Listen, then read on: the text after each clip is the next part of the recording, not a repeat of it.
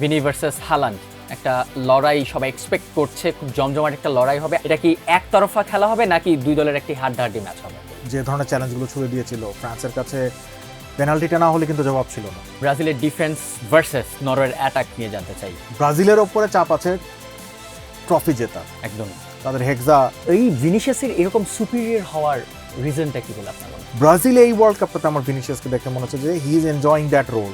স্টাডিও আজটেকাতে যে ম্যাচটি হবে সেটি সমুদ্রপৃষ্ঠ থেকে প্রায় ৭,০০০ ফুট ওপরে। হ্যারি কেইন ছাড়া ইংল্যান্ড দলে পারফর্ম করার মতো আর কাকে আপনার মানে নজর কেড়েছে কে? অ্যাজটেকায় কি হয়, যখন আপনি ব্রেথলেস হয়ে যান, ব্রেথলেস হলে আপনার দম পেতে সমস্যা হবে। নেইমারকে প্রথম থেকে খেলাবেন? রাফিনাকে কি প্রথম থেকে খেলাবেন না সাব? ওই 30 মিনিটের প্রেসে আসলে প্রতিপক্ষের 90 মিনিটস খেলার সমান স্ট্যামিনাটা চলে যায়। 2026 ফিফা বিশ্বকাপ উপলক্ষে টাইমস অফ বাংলাদেশের বিশেষ আয়োজনে সবাইকে স্বাগত। আমি মোস্তাফিজুর রহমান প্রান্ত আছি আপনাদের সঙ্গে। আমার সঙ্গে আজ রয়েছেন টাইমস অফ বাংলাদেশের স্পোর্টস এডিটর রুবাই ইফতেখার।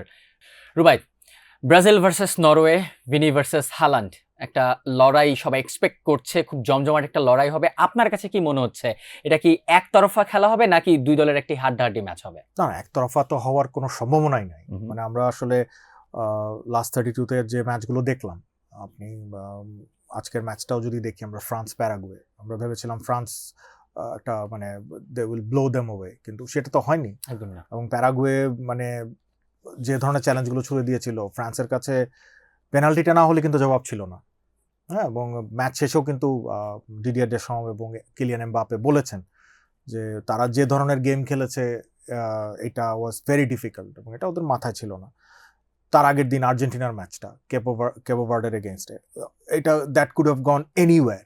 মানে লো ব্লকে ডিফেন্স না, লো ব্লক ডিফেন্স অ্যাকচুয়ালি না। জিনিসটা হচ্ছে লাস্ট 32-তে আপনি যখন পৌঁছে গেছেন ওয়ার্ল্ড কাপে, তখন আপনার সামনে কিন্তু এটা কিন্তু গ্রুপ ম্যাচ না যে একটা ম্যাচ জিতলে আমার আরেকটা গ্রুপ ম্যাচ খেলতে হবে। এখন একটা ম্যাচ জিতলে আপনি আরেক ধাপ এগিয়ে যাবেন, আর গোল করারও সুযোগ নাই। গোল করারও সুযোগ নাই। সো এইখানে এই চিন্তাটা যখন দলগুলোর মাথায় থাকে যে আমি তো এই ম্যাচটা জিতলে পরবর্তী রাউন্ডে চলে যাব, it's a very big motivation. এবং নরওয়ে আমরা জানি যে অনেকদিন পর বিশ্বকাপ খেলতে, লাস্ট 1998-এ probably they played the FIFA world cup এবং ওই টুর্নামেন্টে কিন্তু ব্রাজিলকে হারিয়েছিল ওরা। সো নরওয়ের সামনে আমি মনে করি যে চাপটা কম, কারণ ব্রাজিলের ওপরে চাপ আছে ট্রফি জেতার। একদমই। তাদের হেক্সা 24 বছর ধরে they are chasing the hexa, but they haven't been successful. নরওয়ের উপরে এই চাপটা নাই। রাইট। আমি যদি একটু ব্রাজিলের ডিফেন্স ভার্সেস নরওয়ের অ্যাটাক নিয়ে জানতে চাই, কি মনে হয় কোনটা বেশি স্ট্রং? দেখেন, ডিফেন্সে ওদের সেন্টার ব্যাক পেয়ারিং মার্কিনিওস আছেন ওখানে, মার্কিনিওস।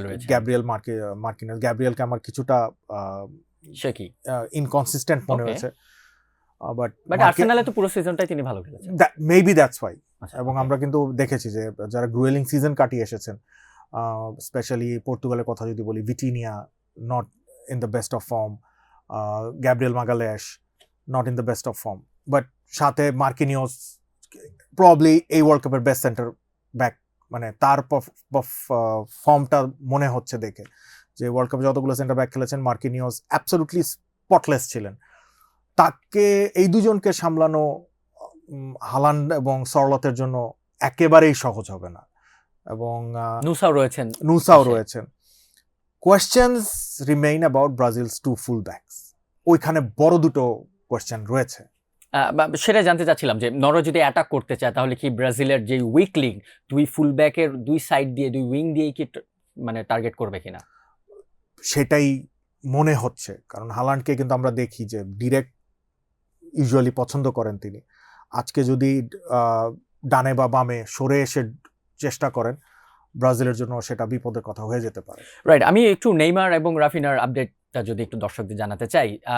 রাফিনা ইনজুরিতে ছিল, প্রথম ম্যাচ হাইতির বিপক্ষে খেলতে গিয়ে ইনজুরিতে পড়েন। এরপর বেশ কয়েকদিন তিনি মাঠের বাইরে ছিলেন, 3টা ম্যাচ তিনি খেলেননি। এবার এই ম্যাচে তিনি স্কোয়াডে ফিরবেন বলে জানা গিয়েছে। তাকে স্টার্টিং 11-এ দেখা যেতে পারে কিনা। সঙ্গে নেইমারের এই প্রথমবার শুনলাম যে নেইমার পুরো 90 মিনিট খেলার মতো ফিট রয়েছেন। কি মনে হয়, নেইমারকে প্রথম থেকে খেলাবেন? রাফিনাকে কি প্রথম থেকে খেলাবেন না সাব, কি মনে হয়? না, আই ডোন্ট থিংক সো যে এই দুজনের কেউই স্টার্টিং 11-এ থাকবে। ওকে। কারণ এগেন যেটা বলছিলাম যে ব্রাজিলের টার্গেট কিন্তু ওয়ার্ল্ড কাপ। রাফিনিয়া মাত্র ইনজুরি থেকে ফিরেছেন, তাকে নরওয়ে কিন্তু একটা ফিজিক্যাল টিম, তার এগেনস্টে রিস্ক নেবেন, কারণ নেইমারকে তো প্রশ্নই আসে না। মানে নেইমার বিশ্বকাপ ফাইনালও যদি ব্রাজিল খেলে সেখানেও 90 মিনিট খেলবেন কিনা সেটা নিয়ে আমার সন্দেহ আছে। মানে প্রথম থেকে শুরু করবেন কিনা, এক্স্যাক্টলি, মানে শুরু থেকে ফার্স্ট 11-এ থাকবেন কিনা সেটা নিয়ে বড়সড় ডাউট রয়েছে। নেইমারকে আমরা জাপান ম্যাচের মতোই হয়তো দেখবো লাস্ট 10-15-20 মিনিটস, বা জাপানের ম্যাচে তো খেলেনই নাই তিনি, তার আগের ম্যাচটার মতো দেখবো 10-15-20 মিনিটসের একটা ক্যামিও। আর রাফিনিয়াকে হয়তো সেকেন্ড হাফে আমরা দেখতে পারি। রাফিনার পরিবর্তে ব্রাজিলের হয়ে এই কয়েকটি ম্যাচ যে খেলেছেন রায়ান, তিনি কিন্তু দারুণ পারফর্ম করেছেন, তিনি প্রেস করেছেন, তিনি অ্যাটাক করেছেন। আপনার কি মনে হয় রাফিনা ইনজুরি থেকে ব্যাক করার সাথে সাথেই তাকে বেঞ্চ করে দেওয়া হবে? না, আমি তো এর আগেই বলছিলাম যে আসলে রাফিনিয়া ফুল 90 মিনিটস খেলবেন এরকম সম্ভাবনা খুবই কম। আর রায়ান দারুণ পারফর্ম করেছেন, মানে ব্রাজিলের হয়ে যতগুলো ম্যাচে সুযোগ পেয়েছেন, ইয়াং প্লেয়ার, মানে he plays without the fear of losing. তার ভেতরে যেহেতু তিনি অত এক্সপিরিয়েন্স না, তার ভেতরে ওই চাপটা নাই যে হারলে কি হতে পারে। সো আমার মনে হয় রায়ান আজকে স্টার্ট করার সম্ভাবনা অনেক বেশি, এবং রাফিনিয়াকে যদি আমরা দেখিও, সেটা যদি ম্যাচের সিনারিও এমনটা হয় হাইপোথেটিক্যালি যে একটা কঠিন পরিস্থিতি তৈরি হয়েছে, পিছিয়ে আছে বা কোন একটা জায়গায় লক হয়ে গেছে ম্যাচ, যেমনটা জাপানের বিপক্ষে দেখছিলাম, ব্রাজিল 4-3 তে খেলে পরে 4-4 এ চলে গিয়েছিল। সো সেই ক্ষেত্রে একজন এক্সট্রা ফরওয়ার্ড হিসেবে আমরা রাফিনিয়াকে মাঠে দেখতে পারি। আর যদি ম্যাচ ব্রাজিল একেবারেই 3-0 4-1 ব্যবধানে এগিয়ে থাকে, তাহলে হয়তো লাস্ট 10-15 মিনিট আবারও মাঠের ফিলটা দেওয়ার জন্য রাফিনিয়াকে নামানো হতে পারে। But I don't think Raphinha will start. Vinicius junior এই ওয়ার্ল্ড কাপে যে ফর্মে রয়েছেন, ব্রাজিলের সবচেয়ে ভালো ফর্মে রয়েছেন ব্রাজিলের অন্যান্য সবার চেয়ে। এই ভিনিসিয়াসের এরকম সুপিরিয়র হওয়ার রিজনটা কি বলে আপনার মনে হয়? ফার্স্ট থিং হচ্ছে যে ওকে রেসপন্সিবিলিটিটা দেওয়া হয়েছে। দেখেন, ওয়ার্ল্ড কাপের মতো একটা জায়গায় আপনি যখন একটা দায়িত্ব পান, হ্যাঁ, যে আপনি দলের main man, it gives you extra motivation. সবসময় আমরা জানি যে স্পাইডারম্যানের সে বিখ্যাত কথা যে with great powers comes great responsibilities. So Vinicius ওই রেসপন্সিবিলিটিটাকে এনজয় করছেন আমার যেটা মনে হয়। কারণ দেখেন, উনি রিয়াল মাদ্রিদেও কিন্তু মেইন ম্যান না, হ্যাঁ, one of the biggest stars, ঠিক আছে, কিন্তু রিয়াল মাদ্রিদের সব স্পটলাইট থাকে এমবাপের ওপরে, জুড বেলিংহামের ওপরে, ভিনিসিয়াসের উপরে থাকে for all the wrong reasons. সেটা রেসিজম বলি বা ফ্যানরা ওকে বুলি করে, যে ওয়াইনিং করে অনেক বেশি, সেটার কারণে ব্রাজিলে এই ওয়ার্ল্ড কাপটাতে আমার ভিনিসিয়াসকে দেখে মনে হচ্ছে যে he is enjoying that role, যে তিনি ব্রাজিলের মেইন ম্যান, নেইমার নাই, সো নেইমারের শ্যাডোতেও তার থাকতে হচ্ছে না। So it's a blessing in disguise for him. এবং দর্শকদের জন্য এর থেকে ভালো কিছু হতে পারে না যে ভিনিসিয়াসের মতো একজন ওয়ার্ল্ড ক্লাস টপ প্লেয়ার আসলে, মানে মেসি রোনাল্ডো তো এই ওয়ার্ল্ড কাপের পর আর থাকছেন না মোটামুটি নিশ্চিত। রোনাল্ডোর ব্যাপারটা আমি জানি না তিনি থাকছেন কি থাকছেন না, বাট মেসি মোটামুটি বলে দেওয়া যায় যে এটাই তার শেষ বিশ্বকাপ। তো সামনের এক দশক কিন্তু এই এমবাপে, হালান্ড এবং ভিনিসিয়াসকেই আসলে বিশ্ব ফুটবলে লিড করতে হবে। এবং ইয়ামাল, অবশ্যই ইয়ামাল এদের থেকে একটু জুনিয়র, বেশ খানিকটা জুনিয়র। সো তাদের এই আগামী 10 বছর এই কয়েকজনকে আসলে লিড করতে হবে। তো ভিনিসিয়াস আমার মনে হয় এই বাড়তি দায়িত্বটা এনজয় করছেন। রাইট, আজ আরো একটি ম্যাচ রয়েছে, আজ বলতে আগামীকাল ভোরে কো-হোস্ট মেক্সিকোর বিপক্ষে মাঠে নামবে ইংল্যান্ডের জন্য এই ম্যাচে অনেকগুলো বাধা হয়ে দাঁড়িয়েছে, অনেকগুলো কারণ। সেটা হচ্ছে স্তাদিও আজটেকাতে যে ম্যাচটি হবে সেটি সমুদ্রপৃষ্ঠ থেকে প্রায় 7,000 ফুট ওপরে, তাতে অক্সিজেন একটু সমস্যা হবে ইংল্যান্ডের প্লেয়ারদের। একটা গুঞ্জন রটেছিল যে সেজন্য তারা মেডিসিন ইউজ করতে পারে, বাট ইংল্যান্ডের কোচ এবং মিডফিল্ডার তিনি কিন্তু জানিয়ে দিয়েছেন তারা এক্সট্রা কিছু ইউজ করবেন না, নর্মালি তারা নামবেন। ইংল্যান্ডের জন্য কতটা চ্যালেঞ্জিং হবে এই ম্যাচটা? অত্যন্ত চ্যালেঞ্জিং। দেখেন, মেক্সিকো যে 4টা ম্যাচ জিতেছে তারা, বা যে 4টা ম্যাচ খেলেছে বিশ্বকাপে, সেটাতে কিন্তু তাদের এই যে হাইট অ্যাডভান্টেজটা, অ্যাজটেকায় তারা 13 বছর হারেনি। এবং অ্যাজটেকায় কি হয়, যখন আপনি ব্রেথলেস হয়ে যান, ব্রেথলেস হলে আপনার দম পেতে সমস্যা হবে, ওই সময়টাতে ওই অ্যাডজাস্ট করতে আপনার বডির 20-25 মিনিটের মতো, আধা ঘন্টার মতো সময় লেগে যায়।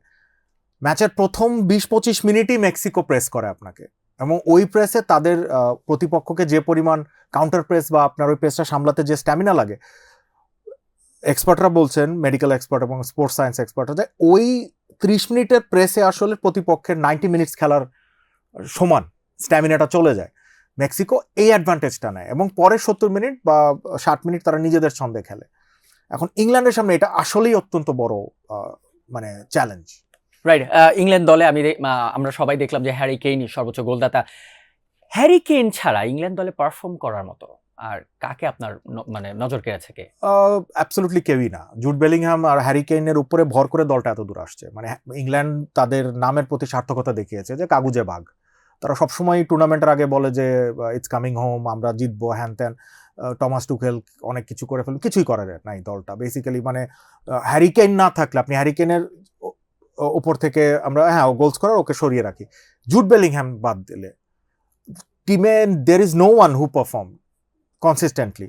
ডেক্লান রাইস, তিনি আর্সেনালের হয়ে এত ভালো একটা সিজন কাটেছেন, আর্সেনাল ফ্যানরা বলছিল যে ব্যালন ডর ডেক্লান রাইস, মানে তার ছিটে ফোটাও দেখা যায় নাই। ডিফেন্স নিয়ে কথা বলাটা মানে ক্রোয়েশিয়ার মতো একটা স্লো দলের কাছে 2 গোল হজম করেছিল, রাইট?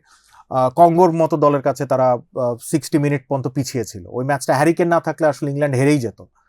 সো ইট শোজ যে England is lacking depth and quality. হ্যাঁ, এখন টুখেল আমি জানি না মেক্সিকোর এগেনস্ট এই হাই প্রেসিং থামানোর জন্য চেঞ্জ করবেন কিনা, সামনে ফাস্টার প্লেয়ার সাকার মতো প্লেয়ারকে আমরা 11-এ দেখবো কিনা। সাকাকে বেঞ্চে বসিয়ে তিনি মাদুইকে খেলান এবং ওই সাইড দিয়ে রাশফোর্ডকেও খেলান, গর্ডনকে বেঞ্চে রেখে।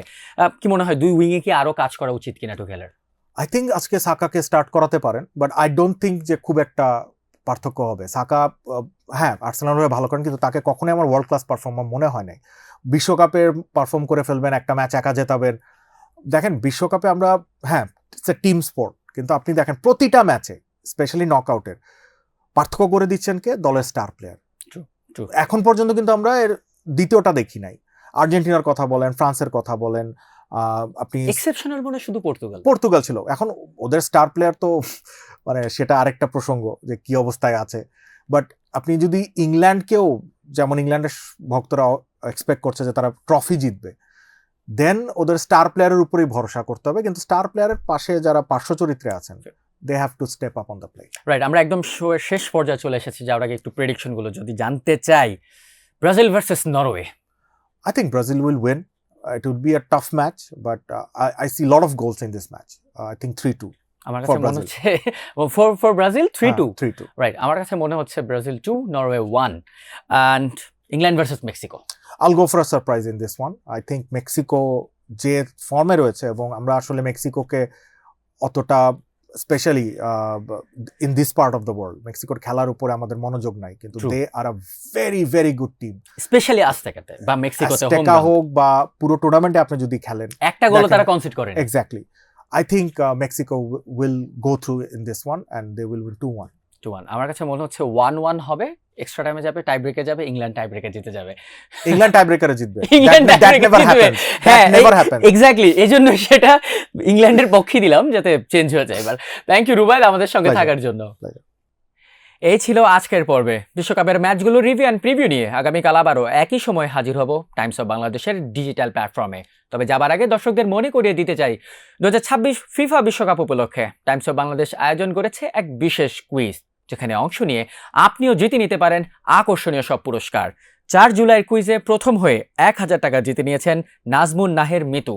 দ্বিতীয় ও তৃতীয় হয়ে 500 টাকা করে জিতে নিয়েছেন মনোয়ার হোসেন এবং নুসরাত জাহান মুক্তা। পরের কুইজের বিজয়ীর নাম জানতে চোখ রাখতে ভুলবেন না টাইমস অফ বাংলাদেশের ওয়েবসাইট এবং ফেসবুক পেজে।